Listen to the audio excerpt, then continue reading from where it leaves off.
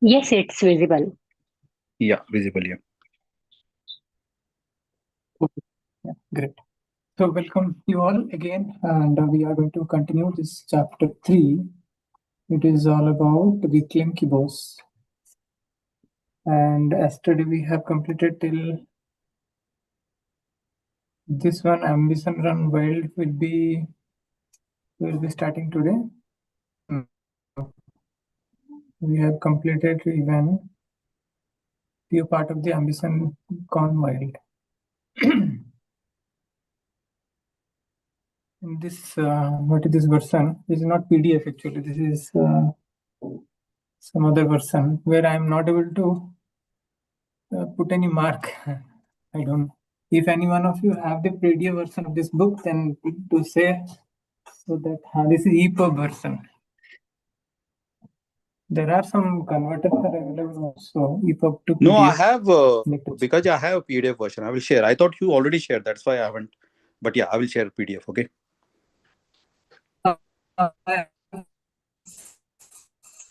Yeah. Please share, because version Yeah. actually I do not have the facility, or like I can't actually do the highlighting. Marking. Yeah. Marking, That's fine. yeah. I'll share the PDF. I'll share the PDF after this call. Yeah. Yeah. Fine. So one of I you have can also this EPUB version.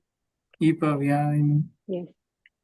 So one of you can start reading from here, or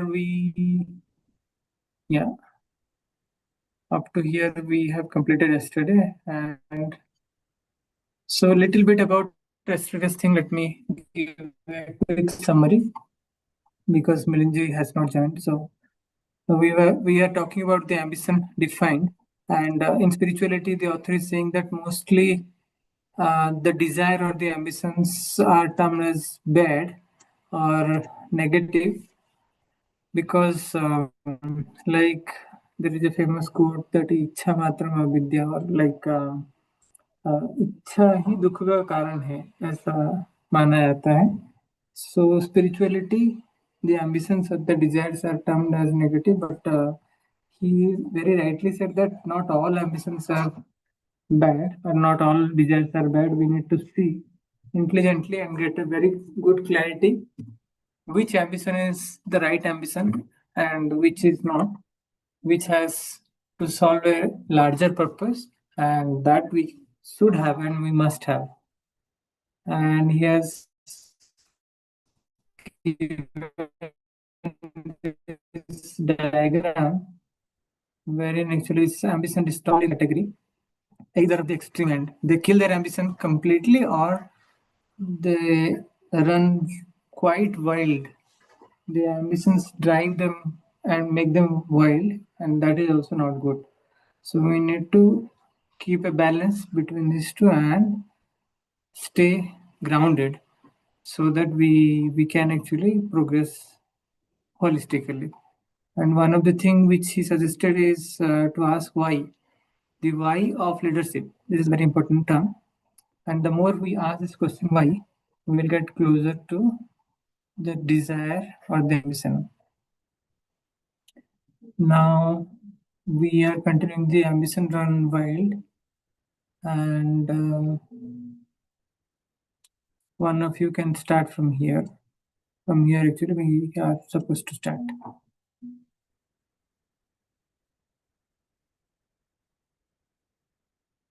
Or let me start. Friends and family can unintentionally fuel this distortion with questions like, so when you are going to go out and lead your own thing, when are you going to find a place that appreciates your skill and gives you a bigger position? So little bit context. To get the context, I'm going little behind. It says that, but then that light takes root. I need to be in charge if I want to get anything done. Instead of identifying and removing that lie, we begin to entertain it. Soon we are looking for ways to move our boss out of the way, or trying to work around him or her in an effort to promote our own agenda. Friends and family can unintentionally fuel this distortion with questions like which distortion? Desired distortion. So when are you going to go out and lead your own thing? When are you going to find a place that appreciates your skill and gives you a bigger position? Your brother is doing such a great thing in his job, maybe someday you will do as well. These are the questions that our friends and family generally throws at us and makes it more vague. The ambition is not very clear, or the desire gets distorted. So when you hear questions like that, you tend to find affirmations for the hunger you feel to let your ambition run wild, thinking that until you get out from under authority, you cannot really do what you are called and gifted to do. Conditional. That is not correct actually. You think God wants me to lead. I have a mandate to do this, so I need to get the corner office, the reserved parking spot, and the title of senior leader to make that happen. This kind of ambition just reaffirms the lie that we cannot really lead until we are in charge. This kind of ambition just reaffirms that this is a lie that we cannot really lead until we are in charge. Some eager leaders start planning a path to climb the ladder through less than savory means, or even by developing an exit plan. We have all seen this distortion leave behind a wake of devastating consequences. This type of leaders will leave an organization too early, bouncing around from job to job, from church to church, hoping to find the golden ticket that allows them to be in charge. Of course, there are leaders who leave for good reasons, after seeking wise counsel and for the good for the good of all involved, and you might need to eventually leave your role as well, just to be aware that you will never find the magical place where you can lead without any constraint. We tend to believe this, but it is not true. We have to find our path. There is not a healthy church or organization that exists for leaders who think they do not need an authority over them. The dream of an unrestricted frontier where you can lead exactly how you want, when you want, and in the direction you want is a pipe dream. It doesn't exist. The more leaders I speak with, the more I realize that no one ever feels fully in charge. CEOs answer to boards, principal answer to superintendents, pastor answer to elders, and government official answers to the people. The idea of a role where you can have all the authority and be in full charge is found only in monarchy or a dictatorship. Even that is also fictitious. Everywhere actually we have a dependency, we have to answer to someone. If no one is there, then we have to answer God also. So it is not that we are always, it is possible to have fully in charge. Leading without constraints and giving into unbridled ambition will be the death of any leader, because God did not intend for our ambition to run wild. I am not saying you should stick it out in a bad situation forever. You may eventually need to leave your current job, just to know that if you are sensing a voice inside you telling you that your boss is the only obstacle between you and your life you have dreamed of having, it's a distortion of your ambition. You do not need to kill your ambition but you cannot let it run wild. Thankfully, we do not need to follow either extreme. There is another way, a better way. And what is that better way? The next section says. So anyone wants to take over from here? Yes, Vikashji, I may read. Okay. The origin of ambition. I have talked to young leaders who want so badly to be good Christians that they won't allow for any ambition. And I have talked to young leaders who have so much ambition that they don't feel like they can be good Christians.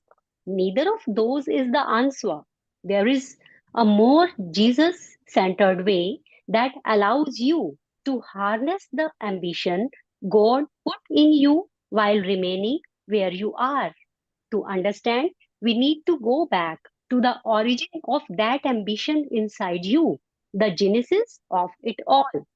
Understanding your past will always bring more clarity for your future. So, we need to understand what ambition is, where it comes from, why God has put it in you, and how to harness it for the purpose it was given. In the creation account of Genesis 1, we read about how God made us. So God created mankind in his own image. In the image of God, he created them. Male and female, he created them. Genesis chapter 1, verse 27.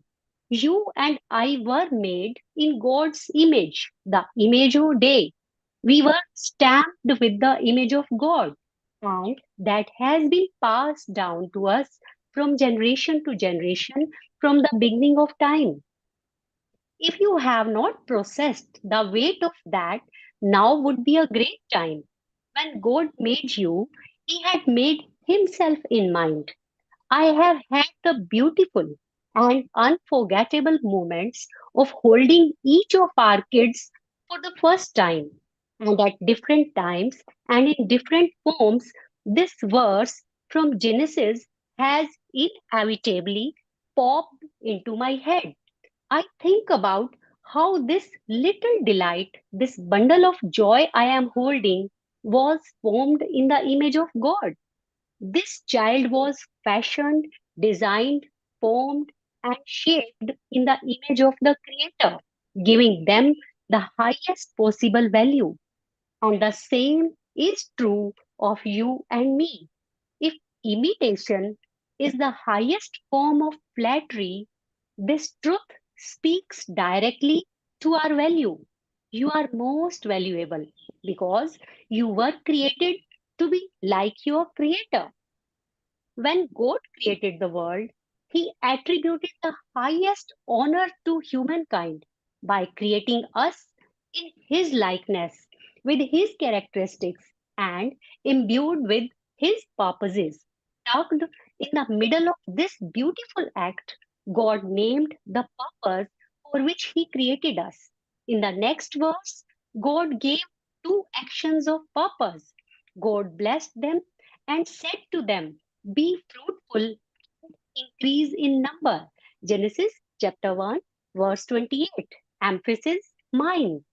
God blesses us by giving us a purpose for living. He gives us an agency, something to do. First, he says, be fruitful and increase in number. That is the fun part. All kidding aside, let me be the first to say there is very little that is more annoying than pastors who incessantly make sex jokes. It is always slightly disturbing to me. So I will spare you the ones that immediately come to mind here. What is important is that we see the drive to be fruitful and increase is in number as both a gift and a responsibility to steward. Let me add that you should certainly have the birds and the bees talk with your kids, but they are probably going to figure it out eventually because it is hardwired into them. But just because they have, it does not mean They will see why God gave it. They need help understanding why it is given and what God intends us to do with it. God clearly gave us this drive, but He also gave us a context for this drive. In the same way that trying to kill ambition is not a great option, trying to kill that desire to be fruitful and increase in number doesn't work either. That is why Paul comes along in 1 Corinthians 7 and says to get married if trying to kill the sex drive is killing you. If you leave the drive to be fruitful and increase in number unchecked and let it run wild, it will bring negative consequences. The classic image we give to students in our ministry is that fire outside the fireplace is dangerous. God gave us a context for the drive He gave us. So we must discover the context and harness it for good. Sex is a fantastic gift and it should not be ignored. Letting it run wild leads to all kinds of trouble in this life. But suppressing it, ignoring it, and treating it like a curse is also a big mistake. Sex is not the focus of this book. Ji. Yeah, so Manju, last two paragraphs. So let's give opportunity to Ramesh for today. Last two Sure. paragraphs. Yeah. Okay, am I audible? Yes, clear and loud. Okay. So this is about kibosh, isn't it? Yeah, kibos, distorted desire. Okay. Okay. So sex isn't the focus of this book, but I've been talking about it because that's what's true for God given purpose is equally true for the next one we see in Genesis chapter 1 verse 28, emphasis 9. God blessed them and said to them, be fruitful and increase in number, fill the earth and subdue it. This command to subdue it is a mandate for leadership, and in this mandate, we find a clue to the third option I've been talking about.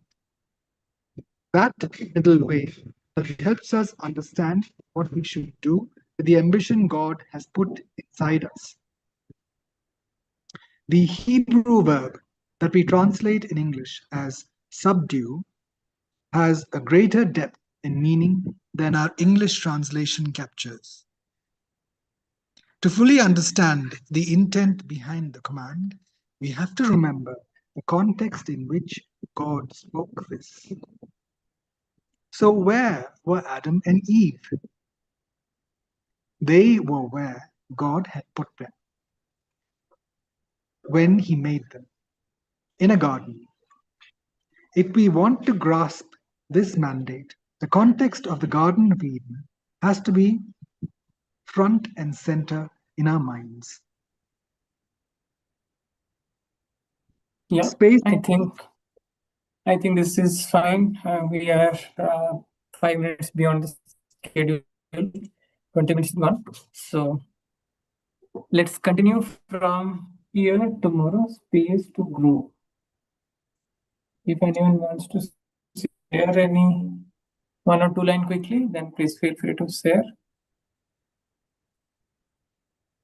So basically, what he's saying Otherwise, is, we are done. even if you look at sense gratification, it is we can't consider it an evil or a bad thing. Each of the senses also should not be, ruthlessly denied, but it should be kept in balance. And but how do we get to Yeah. know exact balance? Because what is So the guide? first, we need to know the purpose behind our own purpose for dharma. If someone is having a very different purpose, then the complete brahmacharya is the like kind of like Requirement. sannyasi and all. For them, Yes. that is recommended, and but definitely not ruthlessly. Actually, for the love of the God, they automatically achieve that. Right. And for the grihasthas, actually, if you remember the 4 pillars of that is being taught in ISKCON also, right? Bhakti Marga. So illicit sex should be condemned fully. Means sex outside the marriage. So if that is there, means just to propagate children who can be a good citizen. So it is not that we are just propagating the children, but we are not responsibly making them or growing them. Then that is also evil. That is also not correct. Right. So we should take the full responsibility of creating or making a responsible citizen and a true leader in the sense in his or in her own space, own life, so that the society actually a better society basically can be created. So if all the people in the society are good, having moral and ethical, high moral and ethical value, then definitely the society will be very Strong. intelligent society to lead, right? So Yes. so that if we have in our mind, then even sex, what he said is correct. Like for the propagation of this good, better society. Otherwise, yeah. So it all depends on what is our Swadharma, what is our ambition, what is our purpose of life. We cannot generalize things. It is basically depend on our interest and our aim in life. Got it. But aim should ambition and desire should be there. That is what actually we are reading here. The origin of ambition, how the origin of ambition came. But only for procreation, if you think about it, I mean, that is also quite harsh for most grihastha people. How because to either of the side, either it is becoming. But that is what actually the scripture says. Right, got it. Yeah, if you That look is at what- Jehovah's Witnesses, they also recommend the same thing. But I think in that case, education must be reoriented during the teenage and early Yes. 20s on supporting people how to regulate it in such a way that they are able to channel that energy that gives the sexual drive. Actually, that energy is an initial aspect of the Kundalini rising. And Yes. if it is not channeled in that direction, but if it is just let free like an animal instinct, then it goes in this direction. So then the education system must be heavily fine tuned so that the proper perspective is given. Exactly. So either way, it has to be channelized. If it is not rightly channelized, then automatically we'll find It will, yeah, this is way. an automatic thing. Yeah, and then asking people to control themselves is a bit, I think it's impractical. It won't happen. It's like asking a child not to, be friends with a bad person. Yeah. Or the smokers, for example, they might befriend them also, and there is nothing wrong. But if they are responsible, then they won't get into the habit themselves, and they might actually help the smoker quit the habit. To give an example. Yes. Great. Thank you all for joining, and let's meet tomorrow to continue from here. Space to grow. Thank you all. Thank you, Vikashji. Thank you so much. Thank you, Vikashji. Thank you all. Thank you, Sumanji. Thank you, Milanji. And Milanji.